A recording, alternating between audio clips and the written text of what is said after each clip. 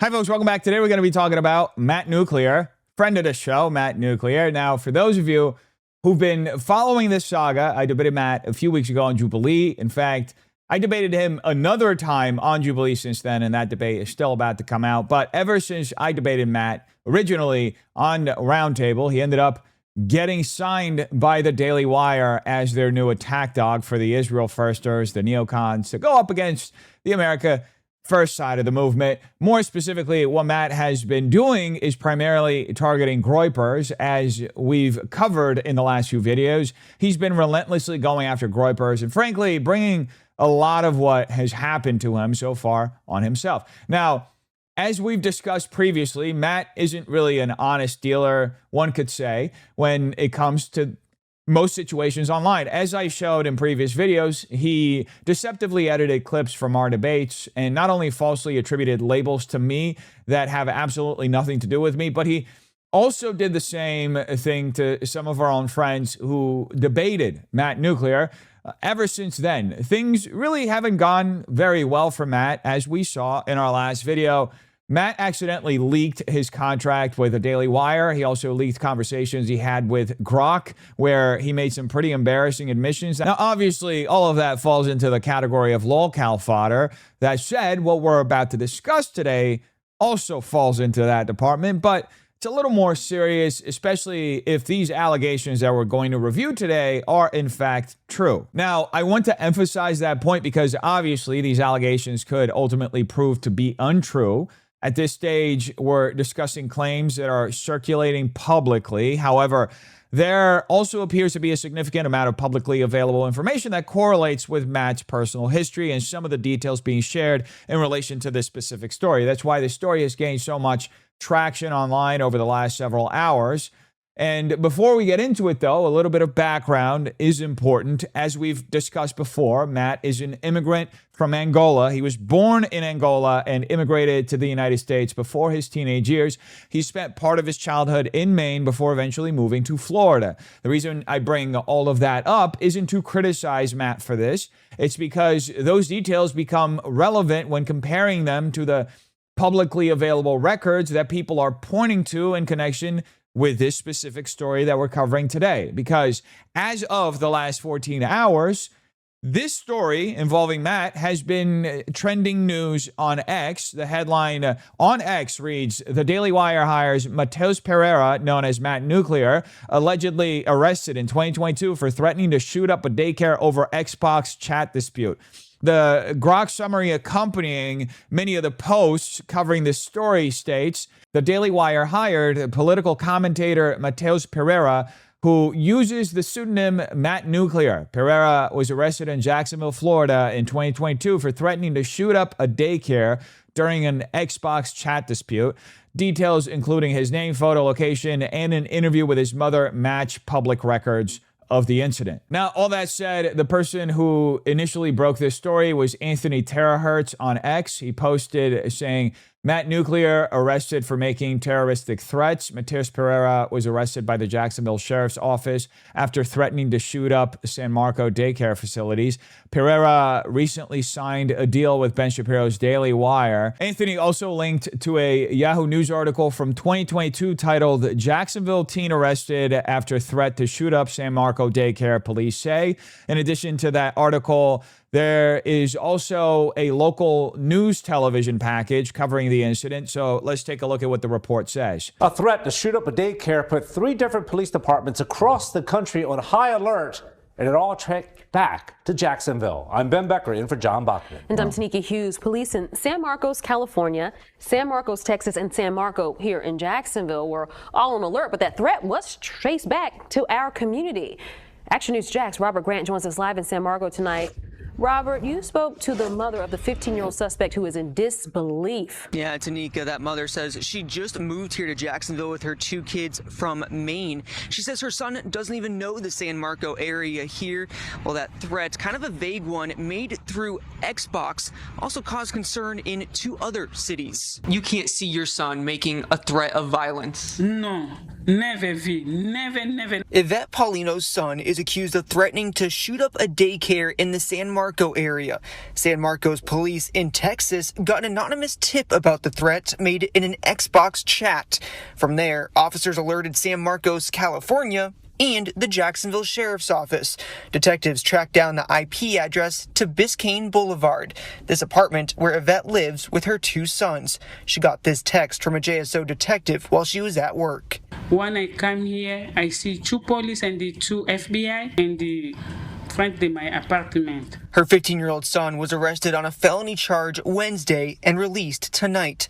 The family just moved here from Portland, Maine a year ago. I'm confused because my son no have friends. He don't know Jacksonville. He don't know people. We come from Maine. San Marcos police in Texas beefed up presence at their area daycares after they got a tip about the threat. I found at least 5 daycares in San Marco. I asked JSO if they increased officers at the locations, but I haven't heard back. And the 15-year-old was charged with making a terroristic threat. That's a felony charge. Coming up all new at 11, Action News Jax's law and safety expert explains the importance of law enforcement departments from across the country working together quickly. With local coverage you can count on in San Marco, I'm Robert Grant, Action News Jax. Now, in the thread, Anthony shared a post where he used SuperGrok to amalgamate information from Matt Nuclear's social media with third-party verified official sources. According to Anthony, he cross-referenced Matt's social media information with public records, including his residence, the homeowner, his mother, and even a previous news interview she gave regarding the arrest. The purpose was to determine whether the individual identified in the 2022 incident was in fact the same Matt Nuclear who was recently hired by the Daily Wire. Further in the thread, Anthony continued writing, here is more information from Matt Nuclear's mother, Yvette Paulino. Notably, the threatened daycare is in the overwhelmingly white neighborhood of San Marcos, while Matt was arrested on the other side of the St. Johns River near the predominantly black neighborhood of Northwood. Anthony also shared another local news package that provides additional details about the incident. A concerned citizen saw the message, took a screenshot, and reported it immediately to the Hays County Crime Stoppers. I think that was crucial in taking the suspect into custody before anything could happen. And in another post, Anthony also shared a video of San Marcos, Texas Police Chief Stan Standridge discussing the severity of Matt Nuclear's alleged terroristic threat. In the video, Chief Standridge explains how law enforcement treated the threat as credible, details the investigation that led authorities to identify the suspect, and announces that Matt Nuclear had been arrested in Florida. Stan Standridge, and I serve as the police chief here in San Marcos, Texas. This morning at 2:58 a.m., Crime Stoppers received one of 2 tips that an unknown person was going to shoot up a daycare tomorrow. This threat was made on a chat feature of a gaming platform. Because the threat did not specify a specific daycare, our day shift sergeant contacted police administration, and what has followed has been an extensive investigation with many law enforcement partners. And I'll just stop the suspense and say he's in custody. He's in custody out of state, and we are working with that partnering law enforcement agency and the FBI. Now, with all that being said, Matt really hasn't been very active on most of his social media over the last couple of days. In fact, he's only made 3 posts in the last 24 hours. One of them is attacking Dan Bilzerian over his dual American and Armenian citizenships. Another is criticizing black people and reparations. And the third is what I personally view as an indirect response to this entire controversy, an attempt perhaps to dispel some of the rumors or even begin shaping a narrative about himself. In the post that Matt made, Matt quote tweets an account called SF Post, which is clearly labeled by X as a parody account. You can also tell from the handle itself. It's at SchizoPost69. The parody account jokingly posted, new Daily Wire hire Matt Nuclear shot dead by police. Reports say he was unarmed. Matt quote tweeted it and wrote, it's funny how people are just making stuff up about me now. Next week, I'll probably be a secret lizard person or whatever. Again, I view this as an indirect attempt to address the controversy and the allegations. If that's what he was trying to do, he wasn't directly responding to the specific allegations about his alleged past conduct. Instead, he appeared to be broadly suggesting that people are simply inventing stories about him. Now, I do want to reiterate that I have to continue saying allegedly because there still is no definitive corroboration that Matt was actually responsible for everything that's currently being attributed to him with this story. Since he was a minor at the time the case is sealed, that means we don't know how the case ultimately concluded. We don't know whether it became a criminal conviction, whether the charges were dropped, whether he went to juvenile detention, whether he completed some form of diversion, or ultimately what happened at all. The only things we know are what has been publicly reported, along with information Matt himself has shared publicly about himself and his family in the past, which appears to line up very closely with the timeline his mother described during the television news interview. Even his name aligns with that background. If Matt is indeed from Angola, as he has consistently said, Angola was colonized by Portugal and Portuguese remains the country's official language. So it would make perfect sense that his name would follow Portuguese naming conventions, Mateus being the Portuguese equivalent of Matthew and Pereira being one of the most common Portuguese surnames. Now, with all that being said, I think there are several different issues playing out with this story. First, if this is in fact true, and Matt is the individual involved in this incident when he was 15 years old, which would line up with his current age of 19, then it raises serious questions about the Daily Wire's due diligence. Did they thoroughly vet him? Did they know about this and simply not care? Did they overlook it? Right now, we simply don't know. We also still don't have a direct statement from Matt denying that he is the individual involved with these allegations, nor do we have a statement acknowledging it and saying, yes, I made a mistake, I've changed, and I've moved on, so on and so forth. Instead, what we've seen so far has largely been silence, accompanied only by what I view as an indirect attempt to create the narrative that people are making false claims about him. Now, beyond Matt himself, I also think this reflects poorly on the Daily Wire as an organization. It paints the company as disorganized and lacking proper internal processes. The Daily Wire has reportedly lost a significant number of subscribers over the past several years. The company has also laid off close to half of its staff in the recent months and is struggling enough financially that it's reportedly exploring the possibility of going public. Whether that ultimately happens, whether they pursue an IPO, or whether the company is eventually sold is a separate discussion. But clearly, something isn't working with the Daily Wire right now. Their numbers have fallen dramatically. Ben Shapiro himself often struggles to reach 20,000 views on many of his videos.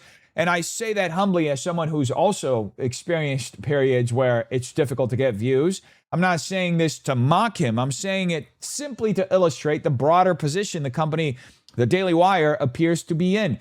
If that is indeed the case, perhaps it helps explain why there wasn't sufficient due diligence when bringing Matt on board, or why there wasn't at least a prepared response if questions about Matt's background were going to surface. Now, as far as Matt personally, I think there's a broader lesson here, that being that the internet can be an incredibly cruel place.